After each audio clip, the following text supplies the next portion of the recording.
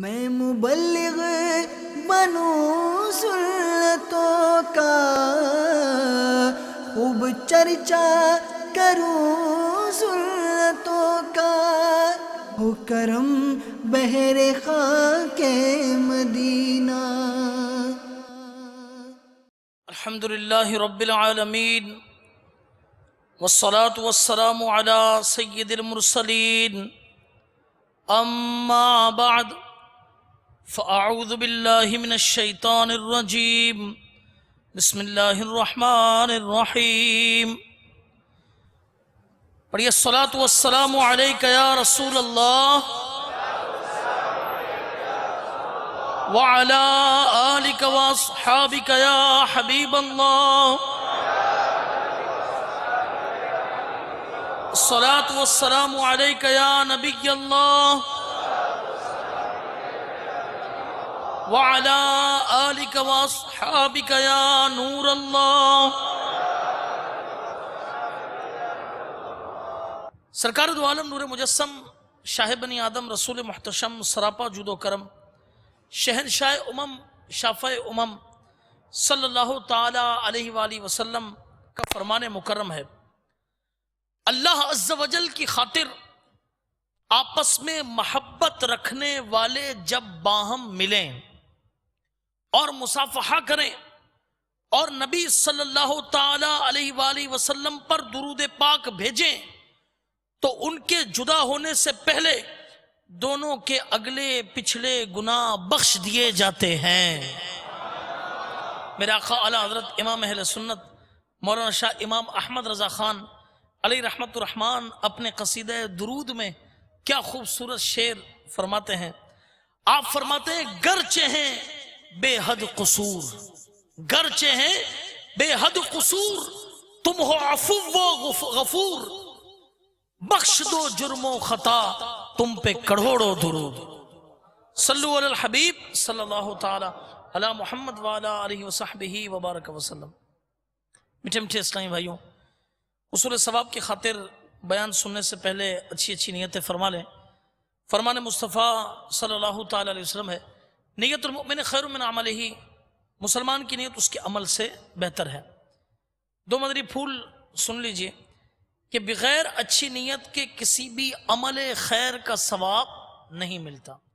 دوسرا مدنی پھول کہ جتنی اچھی نیتیں زیادہ اتنا ہی ثواب بھی زیادہ۔ لہذا نیت پر انشاءاللہ کہیے کہ نگاہیں نیچی کیے، خوب کان لگا کر بیان سنوں گا، ٹیک لگا کر بیٹھنے کے بجائے علم دین کی تعظیم کی خاطر جہاں تک ہو سکا دو زانوں بیٹھوں گا۔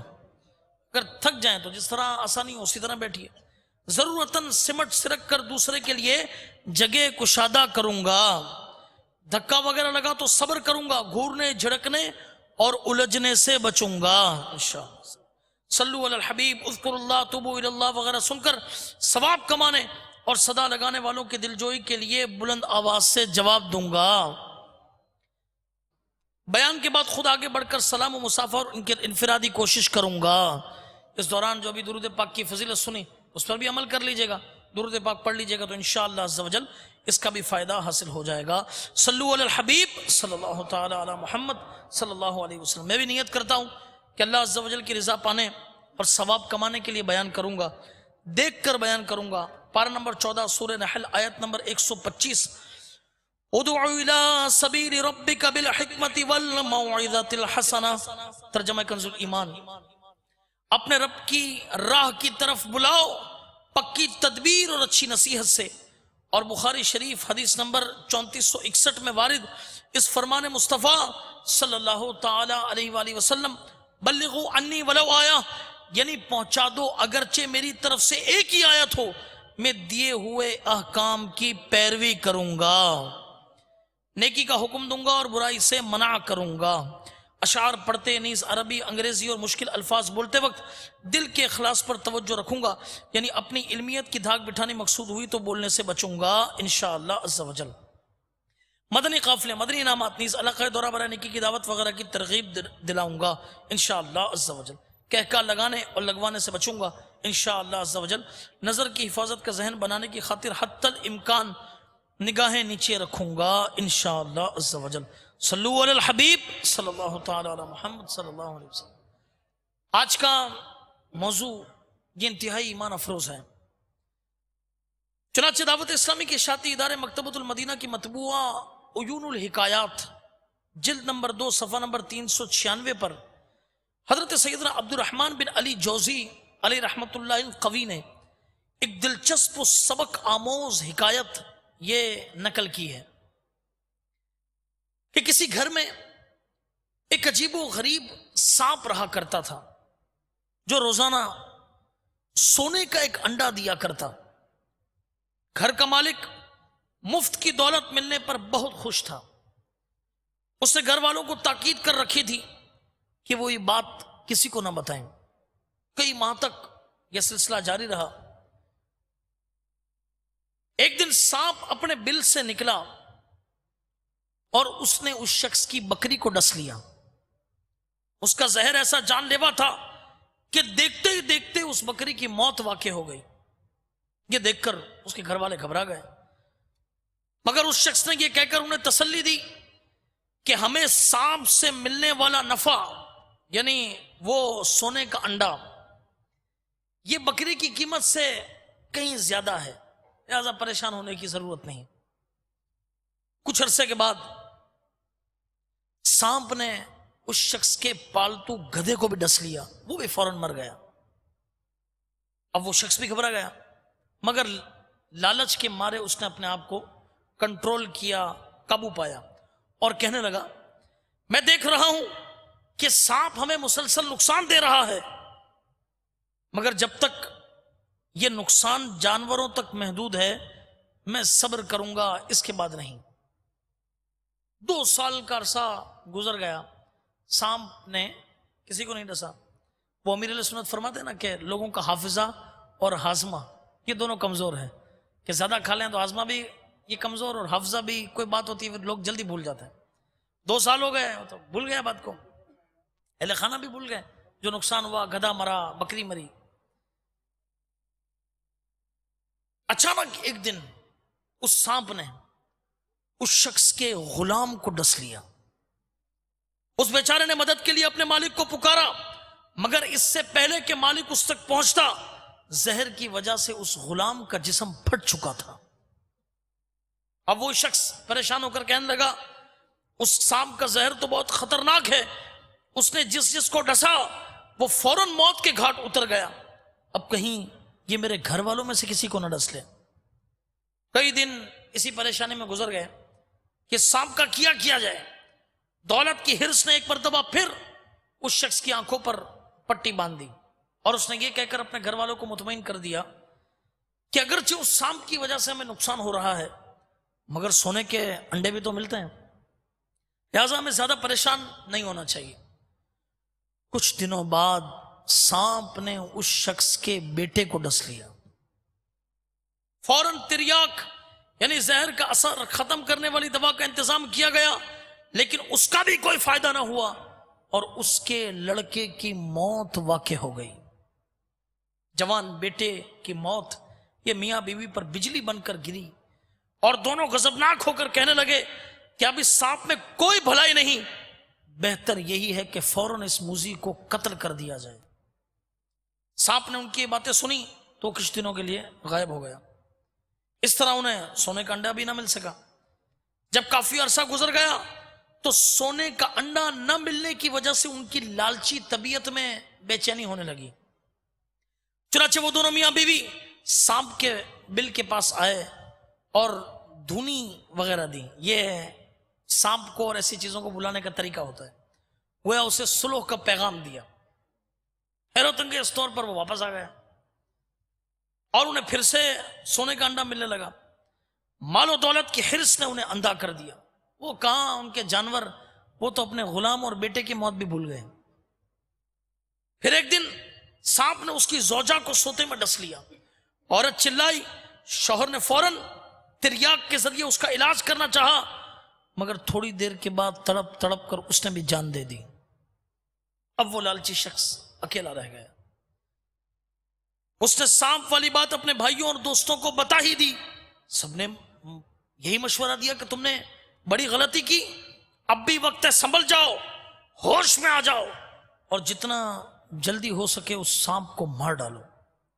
چنانچہ گھر آ کر وہ سانپ کو مارنے کے لیے گھات لگا کر بیٹھ گیا۔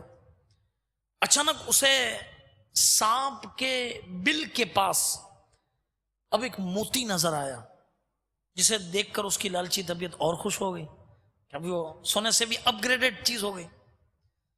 دولت کی ہوس نے اسے سب کچھ بلا دیا، کہنے لگا وقت طبیعتوں کو بدل دیتا ہے، یقیناً اس سانپ کی بھی طبیعت بدل گئی ہے کہ اب وہ سونے کے انڈے کی جگہ جب وہ موتی دینے لگا ہے، اسی طرح ہو سکتا ہے کہ اب اس کا زہر بھی ختم ہو گیا ہوگا، لہذا اب مجھے اس سے کوئی خطرہ نہیں۔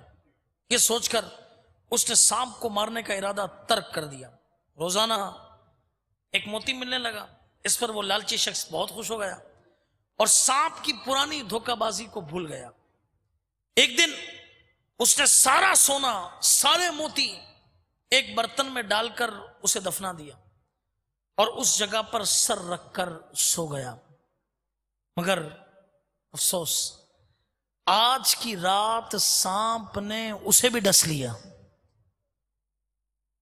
اس کی چیخیں بلند ہوئی، اس کے پڑوسی، رشتہ دار، دوست احباب بھاگم بھاگ وہاں پہنچے۔ اس کی حالت دیکھ کر کہنے لگے کہ تم نے اس سانپ کو مارنے میں سستی کی اور لالچ میں آ کر اپنی جان داؤ پر لگا دی۔ لالچی شخص شرم کے مارے کچھ نہ بول سکا، سونے سے بھرا برتن نکال کر ان کے حوالے کر دیا، جسے دیکھ کر وہ سب کہنے لگے کہ آج کے دن یہ مال تیرے کسی کام کا نہ رہا، کیونکہ اب یہ دوسروں کا ہو جائے گا۔ کچھ ہی دیر کے بعد اس شخص کا انتقال ہو گیا۔ توبوا الی اللہ، استغفر اللہ، صلو علی الحبیب صلی اللہ تعالی علی محمد وعلی آلہ وصحبہ وبارک وسلم۔ میٹھے میٹھے اسلامی بھائیوں، دیکھا آپ نے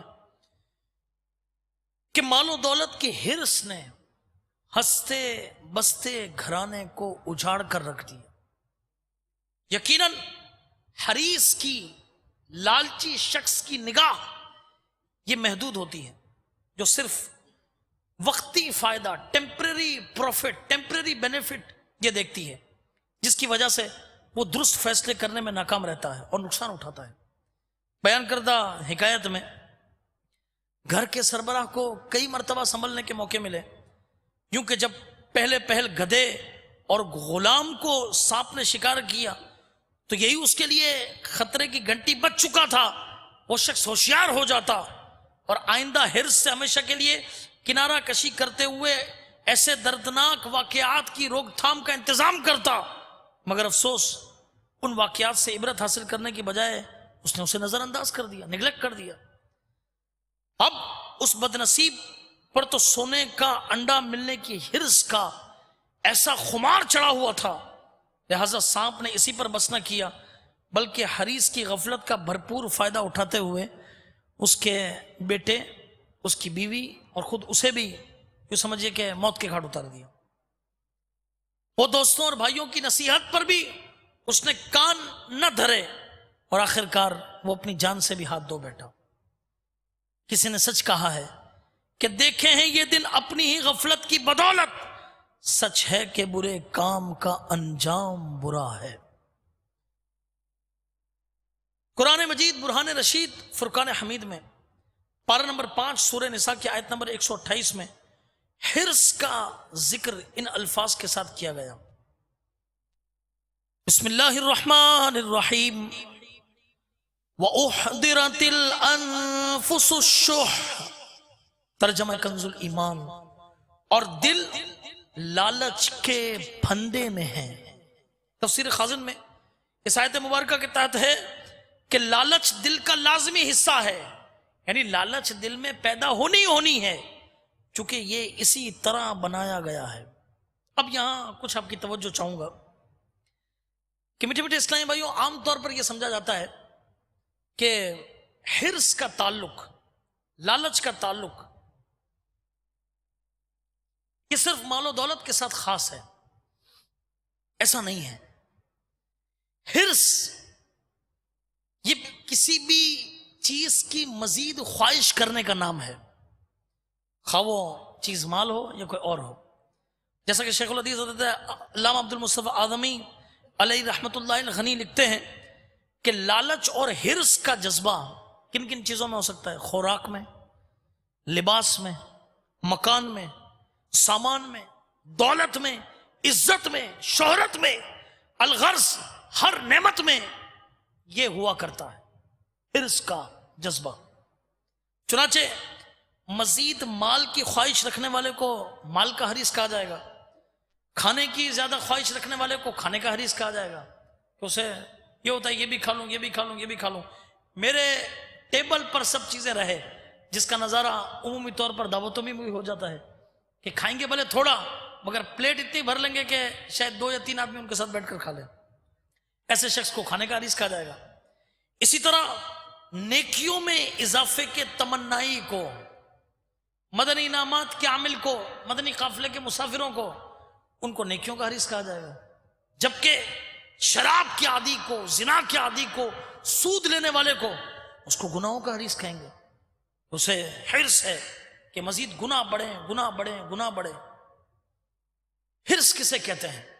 مفسر شہیر حکیم الامت حضرت مفتی احمد یار خان علی رحمت الحنان ارشاد فرماتے ہیں درازی عمر یعنی لمبی عمر کی آرزو عمل یعنی خواہش ہے. اس کی خواہش کرنا، درازی عمر کی یہ خواہش ہے، ایک عمل ہے. یاد رکھیے وہ عمل عین والا نہیں، یہ عمل حمزہ والا ہے. عمل کو کہتے ہیں خواہش. اور کسی چیز سے سیر نہ ہونا، ہمیشہ زیادتی کی خواہش کرنا، یہ حرص کہلاتا ہے. یہ دونوں چیزیں اگر دنیا کے لیے ہیں تو بری ہیں، اور اگر آخرت کے لیے ہیں تو اچھی ہیں.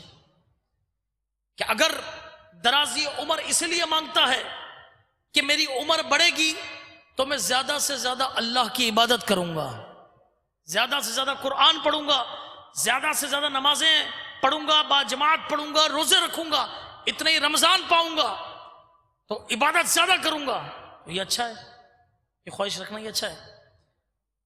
تو معلوم ہوا کہ حرص کے اچھے اور برے ہونے کا تعلق، اس کا دار و مدار اس چیز کی طرف ہے کہ جسے وہ مطلوب ہے، جو اسے مطلوب ہے. کیا وہ اچھائی کے لیے کر رہا ہے یا چاہے وہ برائی کے لیے کر رہا ہے. حریص انسان یہ انتہائی قابل رحم ہوتا ہے، کیونکہ اس پر ہر لمحے اپنی حرص کو عملی جامہ پہنانے کا بھوت سوار رہتا ہے، اور پھر آگے چل کر یہی موذی مرض اسے غلاموں کی زنجیروں میں جکڑ دیتا اور خوب رسوا کرتا ہے. حضرت سیدنا فضیل بن عیاض علی رحمت اللہ الجواد فرماتے ہیں حرص یہ ہے کہ انسان کبھی اس چیز کی طلب میں رہتا ہے یہاں تک کہ وہ سب کچھ حاصل کر لیتا ہے، اور اس مقصد کے حصول کے لیے اس کا واسطہ مختلف لوگوں سے پڑتا ہے. جب وہ اس کی ضرورتیں پوری کریں گے تو اپنی مرضی کے مطابق اس کے ناک میں نکیل ڈال کر جہاں چاہیں گے لے جائیں گے. وہ اس سے اپنی عزت چاہیں گے، حتیٰ کہ حریص رسوا ہو جائے گا، اور اسی محبت دنیا کے باعث جب بھی ان کے سامنے سے گزرے گا انہیں سلام کرے گا، جب وہ بیمار ہوں گے تو ان کی عیادت کرے گا، مگر اس کے یہ تمام افعال اللہ کی رضا کے لیے نہیں ہوں گے. آئیے اس سے قبل کہ میں آپ کو 3 حدیثیں سناؤں، ایک واقعے کے ذریعے آپ کو ایک چیز مزید سمجھا دیتا ہوں کہ غریب آدمی کے 3 بیٹے تھے، جو کچھ اسے دال روٹی میسر آتی خود بھی کھاتا، اپنے بچوں کو بھی کھلاتا. ایک بیٹا باپ کی یہ دال روٹی سے ناخوش تھا، چنانچہ اس نے ایک دولت مند نوجوان سے دوستی کر لی تھی، اور اچھا کھانا ملنے کے لالچ میں، نہیں کھانے کا حریص تھا، اس کے گھر پر وہ آنے جانے لگا. اب دوستی ہو گئی، کوئی بات بن گئی، اور اس میں ایک دن ان دونوں کے درمیان انبن ہو گئی. دولت مند نے اپنی امیری کے غرور میں اس بیچارے غریب کے بیٹے کو بہت مارا، اتنا مارا کہ اس کے دانت توڑ ڈالے. تب وہ غریب دل میں توبہ کرتے ہوئے کہنے لگا کہ اس سے اچھی تو میرے باپ کی دال روٹی تھی، کہ نہ میں اس کھانے کے لیے آتا، نہ میں اپنے دانت گواتا، نہ مار کھاتا، نہ میں اپنی عزت گواتا. یہ پورا کا پورا جو سمجھے کہ جو پچھلا پیرا ہے اس میں سمجھایا گیا ہے کہ کون سی حرص کس طرف انسان کو لے جاتی ہے. اچھی ہرس ہے اچھی جگہ لے جائے گی، اچھے کام کروائے گی. بری ہرس ہے تو اس کا انجام یوں سمجھیے کہ یہ ہوتا ہے کہ جو آپ نے سماعت کیا. آئیے 3 حدیثیں آپ کو سناتا ہوں. سرکار دو عالم صلی اللہ تعالی علیہ وسلم نے ارشاد فرمایا، لوگ کہتے ہیں یا تم میں سے کوئی کہنے والا کہتا ہے، یہ دونوں چیزیں حدیث میں لکھی ہوئی ہیں. لوگ کہتے ہیں کہ تم میں سے کوئی کہنے والا کہتا ہے کہ لالچی انسان ظالم سے زیادہ دھوکے باز ہوتا ہے، حالانکہ اللہ عز و جل کے نزدیک لالچ سے بڑا ظلم کون سا ہے. اللہ عز و جل اس بات پر اپنی عزت، عظمت اور جلال کی قسم بیان فرماتا ہے کہ جنت میں کوئی لالچی یا بخیل شخص داخل نہیں ہوگا. دوسری حدیث پاک سنیے، فرمان مصطفیٰ صلی اللہ تعالی علیہ وسلم ہے، لالچ سے بچتے رہو کیونکہ تم سے پچھلی قوموں کو لالچ ہی نے ہلاکت میں ڈالا. لالچ نے انہیں جھوٹ پر ابھارا تو وہ جھوٹ بولنے لگے، ظلم پر ابھارا تو وہ ظلم کرنے لگے، اور قطع رحمی کا خیال دلایا تو وہ قطع رحمی کرنے لگے. تیسری حدیث سنیے، سرکار دو عالم صلی اللہ تعالی علیہ وسلم نے فرمایا، 2 بھوکے بھیڑیے جنہیں بکریوں میں چھوڑ دیا جائے وہ اتنا نقصان نہیں پہنچاتے جتنا کہ مال و دولت کی حرص اور حب جاہ یعنی عزت و شہرت کی محبت انسان کے دین کو نقصان پہنچاتی ہے. انسان کے دین کو نقصان. مفسر شہید حکیم الامت مفتی احمد یار خان علی رحمت الحنان اس حدیث پاک کے تحت فرماتے ہیں کہ نہایت نفیس تشبیہ ہے، بڑی زبردست مثال ہے. مقصد یہ ہے کہ مومن کا دین گویا بکری ہے اور اس کی حرص مال اور حرص عزت گویا یہ 2 بھوکے بھیڑیے ہیں، مگر یہ دونوں بھیڑیے مومن کے دین کو اس سے زیادہ برباد کرتے ہیں جیسے ظاہری بھوکے بھیڑیے یہ بکریوں کو تباہ کرتے ہیں. کہ انسان مال کی حرص میں حلال و حرام کی تمیز نہیں کرتا، یہاں سے مال آ رہا ہے آنے دو، وہاں سے آ رہا ہے آنے دو، جہاں سے آ رہا ہے بس کھاتے رہو. اپنے عزیز اوقات کو مال حاصل کرنے میں خرچ کرتا ہے. نماز کے لیے بھی کہاں جاتا ہے، قرآن پاک پڑھنے کی اسے کہاں توفیق ہوتی ہے. اسی طرح عزت حاصل کرنے کے لیے جتنے جتن کر سکتا ہے کرتا ہے، جو بالکل خلاف اسلام ہے. میٹھے میٹھے اسلامی بھائیوں، ان احادیث مبارکہ اور ان کی شرح کی روشنی میں یہ بات واضح ہو گئی کہ حرص کے باعث انسان کے دین و ایمان کو طرح طرح کے خطرے لاحق ہو جاتے ہیں، اور یہ اس قدر تباہ کن باطنی بیماری ہے کہ اس میں مبتلا ہو کر انسان جھوٹ، ظلم، قطع رحمی جیسے کبیرہ گناہوں کا مرتکب ہو جاتا ہے. لہذا عافیت اسی میں ہے کہ اپنا بینک بیلنس بڑھانے، خزانوں کے انبار جمع کرنے، عمدہ اور مہنگی گاڑیوں میں گھومنے، دوسروں کی جائیدادیں ہتھیانے اور ٹھاٹ باٹ سے رہنے کی حرص پالنے کے بجائے اللہ تعالیٰ نے جو نعمتیں عطا کی ہیں انہی پر قناعت کی جائے، انہی پر خوش رہا جائے، اسی پر راضی رہا جائے. اب آپ کہیں گے بھائی قناعت کیا ہے؟ آئیے آپ کو سناتا ہوں، مگر ایک آیت سناتا ہوں. یہ ان لوگوں کے بارے میں ہے کہ جو خوش نصیب لوگ حرص و لالچ سے اپنے آپ کو دور رکھتے ہیں، ان کے لیے کامیابی کی بشارت ہے. چنانچہ قرآن مجید فرقان حمید میں پارہ نمبر 28 سورہ حشر کی آیت نمبر 9 میں اللہ تبارک و تعالی کچھ اس طرح ارشاد فرماتا ہے، بسم اللہ الرحمن الرحیم، وَمَن يُوقَ شُحَّ نَفْسِهِ فَأُولَئِكَ هُمُ الْمُفْلِحُونَ. ترجمہ کنز الایمان، اور جو اپنے نفس کے لالچ سے بچایا گیا تو وہی کامیاب ہیں. شیخ الحدیث حضرت علامہ عبد المصطفیٰ اعظمی علیہ رحمت اللہ الغنی فرماتے ہیں، لالچ بہت ہی بری خصلت اور نہایت خراب عادت ہے. اللہ تعالیٰ کی طرف سے بندے کو جو رزق و نعمت ملا یا اسے جو عزت و مرتبہ ملا ہے، اس پر راضی ہو کر اسے قناعت کر لینی چاہیے. دوسروں کی دولتوں اور نعمتوں کو دیکھ دیکھ کر خود بھی اس کو حاصل کرنے کے پھیر میں پریشان حال رہنا، فلانے کا کتنا بڑا گھر ہے، فلانے کے پاس تو 2 گاڑیاں ہو گئیں، ارے ہم تو ایک موٹر سائیکل ٹوٹی پھوٹی ہے، انہوں نے تو دیکھو موٹر سائیکل کے ساتھ گاڑی بھی خرید لی، ارے اس کے گھر پہ تو اتنے کا واشنگ مشین ہے، فلانے کے گھر پر تو کیا کیا ہے. یاد رکھیے ان چیزوں میں نہ رہیے، اور ان چیزوں میں پریشان حال رہنا اور غلط و صحیح ہر قسم کی تدبیروں میں دن رات لگے ہوئے رہنا، یہی جذبہ حرص و لالچ کہلاتا ہے۔ حرص و طمع در حقیقت انسان کی ایک پیدائشی خصلت ہے۔ آپ کہیں کہ یہ ختم ہو جائے، یہ نہیں ہو سکے گا، یہ رہے گی، مگر اس کا یوں سمجھے کہ اس کا میٹر ہے نا، یہ گھما کر صحیح جگہ پر لانا ہے۔ حرص کا میٹر مال سے نکال کر جو ہے نا وہ علم کی طرف لانا ہے۔ اگر یہی حریص علم کا ہو تو اسے کتنا بڑا فائدہ ہو جائے، کتنی اسے برکتیں نصیب ہوں کہ علم حاصل کرتا رہتا ہے، حاصل کرتا رہتا ہے، حاصل کرتا رہتا ہے۔ فرمایا نا کہ دو لوگ یہ کبھی سیر نہیں ہو سکتے، کبھی سیر نہیں ہو سکتے۔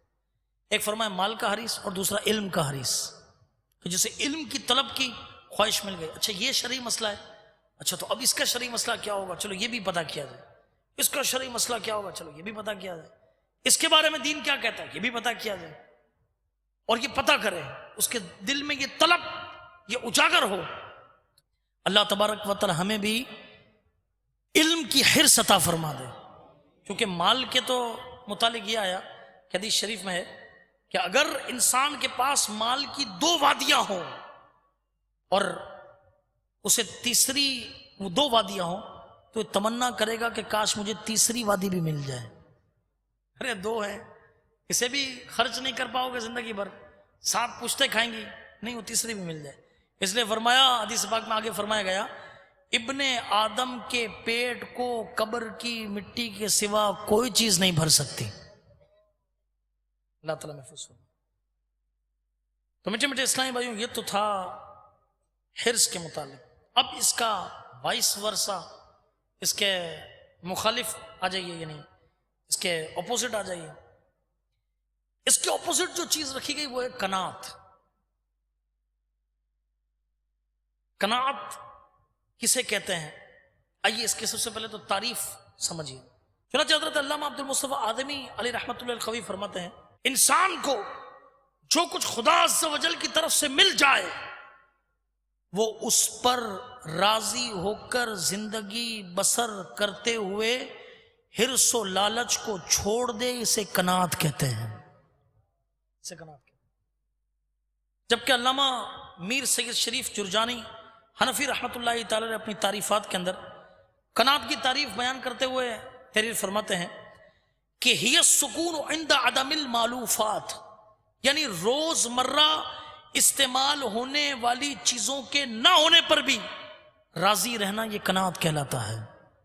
فلانی چیز کی ضرورت ہے نہیں، راضی ہیں کہ چلو کام چلا لیتے، قناعت۔ گاڑی نہیں ہے، جانا ہے مگر چلو چلا لیں، قناعت۔ کوئی بھی چیز اس طرح چاہے دنیاوی چیز لے لیں، قناعت کریں۔ تو میٹھے میٹھے اسلامی بھائیوں، یاد رکھیے کہ اصل مالداری یہ نہیں کہ انسان کے پاس جو ہے نا وہ کثیر مال و دولت ہو۔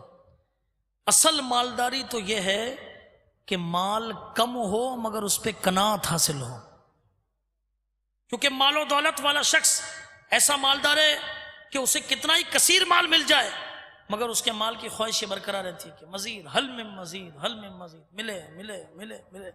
جبکہ قناعت والا شخص یہ ایسا مالدار ہے کہ اس کے پاس چاہے مال کتنا ہی کم کیوں نہ ہو مگر وہ مزید کی تمنا نہیں کرتا، مزید کی تمنا نہیں کرتا۔ نیز قناعت کی دولت میں کمی بھی نہیں آتی۔ بہرحال قناعت عمدہ عادت ہے اور جسے نصیب ہو جائے وہ دنیا و آخرت میں کامیاب ہے۔ آئیے قناعت کی رغبت پیدا کرنے کے لیے چند روایات آپ کو سناتا ہوں۔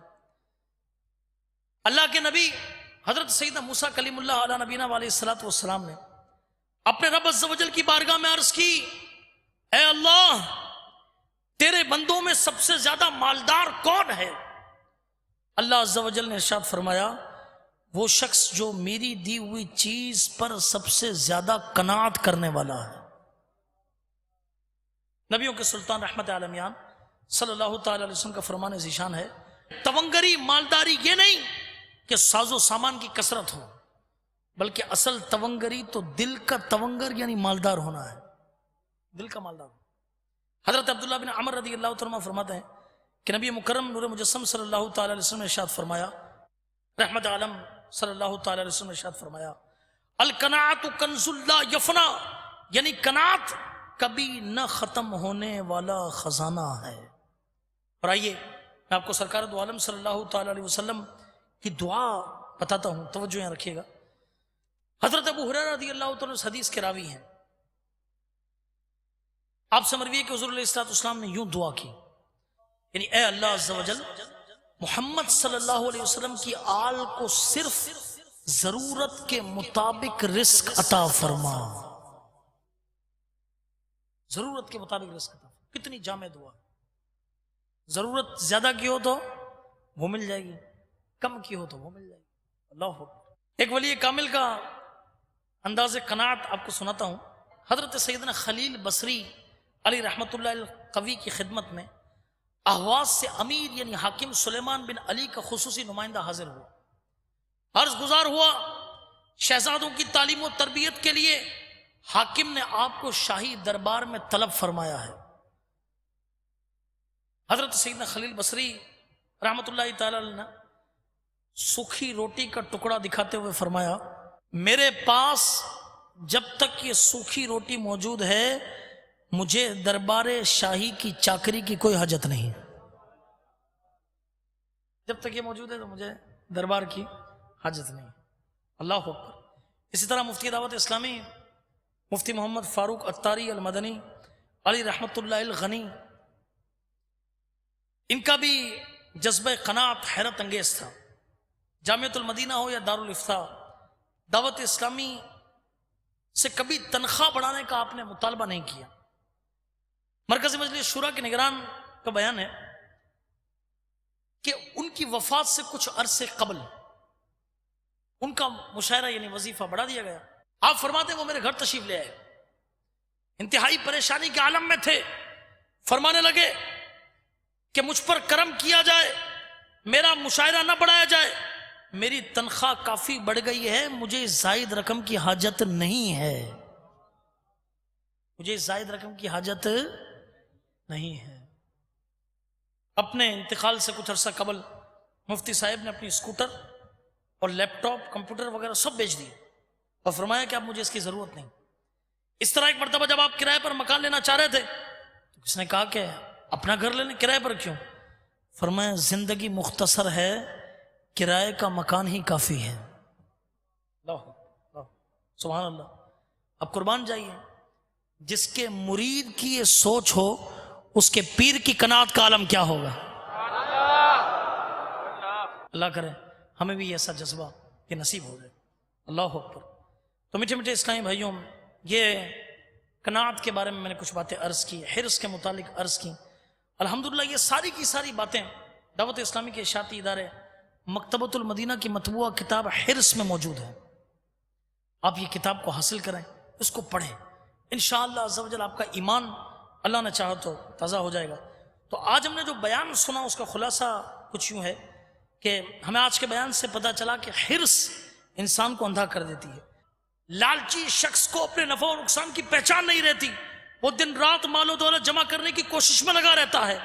مال کی لالچ اسے مالداروں کے آگے جھکنے، ان کا غلام بننے اور حصول مال کے ناجائز ذرائع اختیار کرنے پر مجبور کر دیتی ہے، حتیٰ کہ حرص و لالچ کی خصلت بد لالچی آدمی کو بے حس، بے رحم اور ظالم و جفاکار بنا دیتی ہے۔ حصول مال کے لیے وہ اپنے پرائے کسی کا خیال نہیں کرتا۔ دینی اعتبار سے حرص کے نقصان کا اندازہ اس بات سے لگایا جا سکتا ہے کہ دو بھوکے بھیڑیے بکریوں کے ریوڑ میں اس قدر نقصان کا باعث نہیں بنتے جس قدر لالچ انسان کے دین کے لیے نقصان دہ ہے۔ لہٰذا حرص سے دنیا و مال سے بچتے ہوئے قناعت اختیار کرنی چاہیے، کیونکہ دنیاوی مال تو ختم ہو جاتا ہے لیکن قناعت کی دولت کی اپنی جگہ پر باقی رہتی ہے۔ حدیث پاک کی روح سے کامیاب شخص وہ ہے جو اسلام لایا، اللہ عز و جل نے اسے بقدر ضرورت رزق عطا فرمایا اور اس پر صبر و قناعت کی توفیق بخشی۔ خود ہمارے پیارے آقا مکی مدنی مصطفیٰ صلی اللہ تعالی وسلم نے بھی اپنے اہل بیت اطہار کے لیے بقدر ضرورت رزق ہی کی دعا مانگی۔ ہمارے بزرگان دین رحمہم اللہ المبین بھی غیر ضروری مال سے بچتے اور جو کچھ اللہ عز و جل کی طرف سے مل جاتا اسی پر صبر و شکر کرتے۔ میٹھے میٹھے اسلامی بھائیوں، حرص سے مال و زر سے بچنے، نیکیوں کی حرص پیدا کرنے کے لیے دعوت اسلامی کے مدنی ماحول سے وابستہ ہو جائیے۔ اللہ اکبر۔ اس وقت دعوت اسلامی 97 شعبہ جات میں دین کا کام کر رہی ہے۔ ان میں سے ایک شعبہ دارالافتاء اہل سنت بھی ہے۔ الحمدللہ زندگی میں آئے دن سینکڑوں نت نئے مسائل کا سامنا رہتا ہے جن کے حل کے لیے بیدار مغز اور اعلیٰ علمی صلاحیت رکھنے والے مفتیان کرام کثرہم اللہ تعالی کی بارگاہ میں رجوع کرنا بے حد ضروری تھا۔ لہٰذا وقت کی ضرورت کے پیش نظر شیخ طریقت امیر اہل سنت آفتاب قادریت مہتاب رضویت مؤلف فیضان سنت صاحب خوف و خشیت عاشق اعلی حضرت بانی دعوت اسلامی حضرت علامہ مولانا ابو بلال محمد الیاس عطار قادری رضوی ضیائی دامت برکاتہم العالیہ نے دعوت اسلامی کے تحت دارالافتاء اہل سنت قائم کرنے کی شدید خواہش کا اظہار فرمایا، جس کے نتیجے میں اور آپ نے یہ فرمایا تھا کہ انشاءاللہ عز و جل ہم 12 دارالافتاء کھولیں گے، 12 دارالافتاء۔ الحمدللہ امیر علیہ سنت کا یہ خواب پورا ہوا اور 15 شعبان المعظم سن 1421 سن ہجری کو جامع مسجد کنز الایمان بابری چوک باب المدینہ کراچی میں تبلیغ قرآن و سنت کی عالمگیر غیر سیاسی تحریک دعوت اسلامی کے تحت دارالافتاء اہل سنت کا آغاز ہوا۔ تعدم بیان الحمدللہ کم و بیش 42 علماء کرام جن میں مصدق و مفتی بھی ہیں، نائب مفتی اور متخصص بھی ہیں، یہ مختلف شہروں میں پیارے آقا صلی اللہ علیہ وسلم کی دکھیاری امت کی شرعی رہنمائی میں مصروف ہیں۔ جیسے شرعی رہنمائی کے لیے نہ صرف بالمشافہ ملاقات کی جا سکتی ہے، تحریری فتویٰ بھی حاصل کیا جا سکتا ہے۔ الحمدللہ دارالافتاء آن لائن بھی قائم ہے، جس میں انتہائی ذمہ داری کے ساتھ ٹیلی فون اور انٹرنیٹ پر علماء کرام یہ الحمدللہ پوچھے جانے والے مسائل کا ہاتھوں ہاتھ شرعی حل یہ بتاتے ہیں۔ اللہ عز و جل ان نفوس قدسیہ کا صدقہ ہمیں بھی حرص کی تباہ کاریوں سے محفوظ فرمائے اور ہمیں بھی اپنے بزرگان دین کے نقش قدم پر چلتے ہوئے دنیاوی معاملات میں قناعت اور اخروی معاملات میں حرص سے کام لینے کی توفیق عطا فرمائے، آمین بجاہ النبی الامین صلی اللہ علیہ وسلم۔ میں مبلغ بنوں سنتوں کا خوب چرچا کروں سنتوں کا، ہو کرم بہر خاک مدینہ۔